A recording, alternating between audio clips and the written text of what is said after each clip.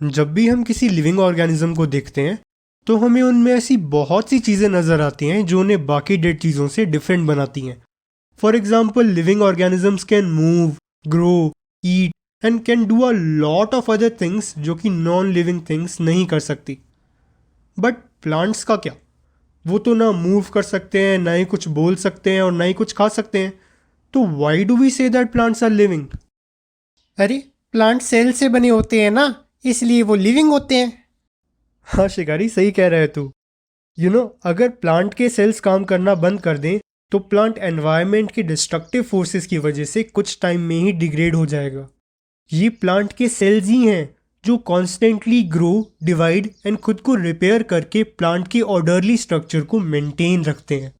And क्योंकि plants environment के destructive forces के बावजूद भी एक्टिवली खुद को मेंटेन करते हैं, जो कि बाकी नॉन लिविंग चीज़ें नहीं कर सकती, इसलिए हम प्लांट्स को लिविंग बोलते हैं। सभी लिविंग ऑर्गेनिज्म सेल से ही बने होते हैं। यही सेल्स हैं जो इन ऑर्गेनिजम्स को बाकी नॉन लिविंग चीज़ों से अलग बनाते हैं। क्यों? आ गया शिकारी तुझे ये समझ? अरे शिकारी कहाँ गया? पाजी, शिकारी ने तो अपनी पानी की बोतल फिर से गुम कर दी। वो उसे ढूंढने गया है। नमूने तो हो तुम दोनों बिल्कुल। खैर, जैसा कि हम जानते हैं कि सेल्स को फंक्शन करने के लिए उन्हें एनर्जी की ज़रूरत होती है। जिस तरह से आपके टीवी, फ्रिज, फ़ोन, एसी बिना किसी एनर्जी के सोर्स के काम नहीं कर सकते, उसी तरह से सेल भी बिना एनर्जी के काम नहीं कर सकता। इसीलिए सभी सेल्स के पास एनर्जी जनरेट करने के लिए स्पेशल मैकेनिज्म्स होते हैं। लेट्स सी कि एक यूनिसेलुलर ऑर्गेनिजम्स कैसे अपने लिए एनर्जी जनरेट करता है। मान लो कि ये एक अमीबा है।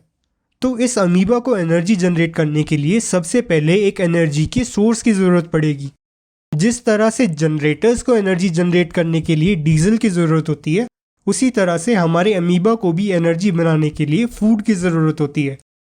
एंड अमीबा का फूड होते हैं छोटे छोटे बैक्टीरिया या फंगाई।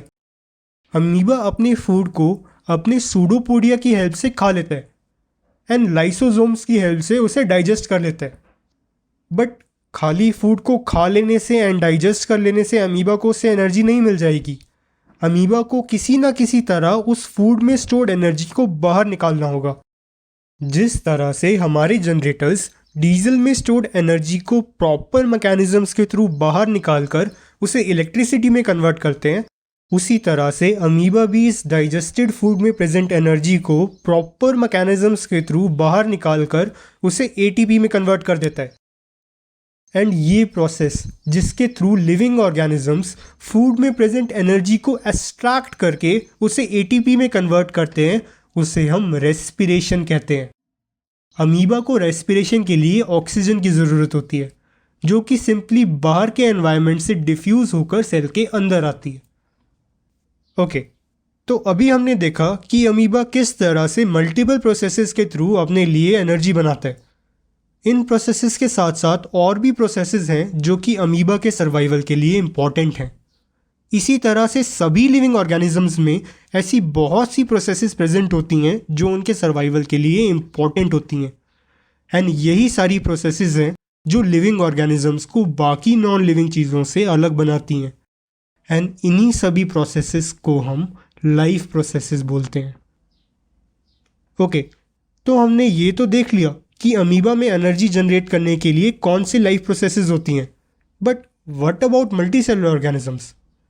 मल्टीसेलुलर ऑर्गेनिजम्स में बिलियंस ऑफ सेल्स प्रेजेंट होते हैं एंड इनमें से हर एक सेल को ज़िंदा रहने के लिए एनर्जी की ज़रूरत होती है। बट अमीबा की तरह हमारी बॉडी के सेल्स डायरेक्टली एनवायरनमेंट के कांटेक्ट में नहीं होते। इसीलिए मल्टीसेलुलर ऑर्गेनिजम्स में स्पेशल प्रोसेसेस के थ्रू बॉडी के हर एक सेल तक एनर्जी जनरेशन के लिए ज़रूरी सामान पहुंचाया जाता है। लेट्स सी कि वो स्पेशल प्रोसेसेस कौन सी हैं।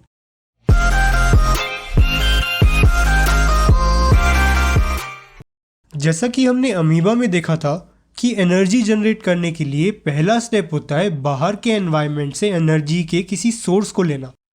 एंड वो प्रोसेस जिससे लिविंग ऑर्गेनिजम्स बाहर के एनवायरनमेंट में प्रेजेंट एनर्जी के सोर्स को कैप्चर करके उसे यूजेबल फॉर्म में कन्वर्ट करते हैं, उसे हम न्यूट्रिशन बोलते हैं। एनर्जी के सोर्स के बेसिस पे यानी न्यूट्रिशन के बेसिस पे हम लिविंग ऑर्गेनिजम्स को दो पार्ट्स में डिवाइड कर सकते हैं। Autotrophs and heterotrophs. ऑटोट्रॉफ्स वो ऑर्गेनिज्म होते हैं जिनका एनर्जी का सोर्स सनलाइट होता है। इसके अंदर हमारे प्लांट्स, एल्गी वगैरह आ जाते हैं। एंड हेटरोट्रॉफ्स वो ऑर्गेनिजम्स होते हैं जो न्यूट्रिशन के लिए किसी और प्लांट या एनिमल को खाते हैं। हेटरोट्रॉपिक न्यूट्रिशन को हम फर्दर 3 पार्ट्स में डिवाइड करके समझ सकते हैं: holozoic nutrition, saprophytic nutrition and parasitic nutrition. Holozoic nutrition के अंदर वो ऑर्गेनिजम्स आते हैं जो फूड को खाने के बाद उसे अपनी बॉडी के अंदर डाइजेस्ट करके एब्जॉर्ब करते हैं, for example humans, cats etcetera. But कुछ लिविंग ऑर्गेनिजम्स जैसे फंगाई अपने फूड को बॉडी के बाहर ही डाइजेस्ट कर देते हैं। फंगाई अपने फूड के ऊपर बहुत सारे डाइजेस्टिव एंजाइम्स रिलीज करता है जिससे ये फूड डाइजेस्ट हो जाता है। उसके बाद फंगाई उसको एब्जॉर्ब कर लेती है। Interesting right? इस तरह के न्यूट्रिशन को हम सेप्रोफाइटिक न्यूट्रिशन बोलते हैं। बहुत ऑर्गेनिजम्स ऐसे हैं जो कि प्लांट्स या एनिमल्स को किल करे बिना ही उनसे न्यूट्रिशन ले लेते हैं। फॉर एग्जाम्पल लाउस, जिसे हम हिंदी में जुएं कहते हैं, वो ह्यूमंस एंड और भी बहुत सारे एनिमल्स का ब्लड सक करके उन्हें बिना किल किए ही उनसे न्यूट्रिशन ले लेते हैं। कसकटा, जिसे हम हमर बेल भी बोलते हैं, एक ऐसा प्लांट है जिसमें ना के बराबर फोटोसिंथेसिस होती है। ये एक ऐसा अनोखा प्लांट है जो अपना खाना खुद नहीं बनाता बल्कि बाकी प्लांट्स के अराउंड कॉइल करके बिना उन्हें किल किए उनसे न्यूट्रिशन सक कर लेता है। Interesting right? एंड इस तरह का न्यूट्रिशन जिसमें living organisms plant and animals को किल करे बिना ही उनसे न्यूट्रिशन ले लेते हैं, उसे हम पैरासाइटिक न्यूट्रिशन बोलते हैं। Other example of organisms with parasitic nutrition are ticks, tapeworms etcetera. Okay, तो इसी के साथ हमारी ये वीडियो ख़त्म होती है। अगली वीडियो में we will discuss about autotrophic nutrition and nutrition in humans in detail.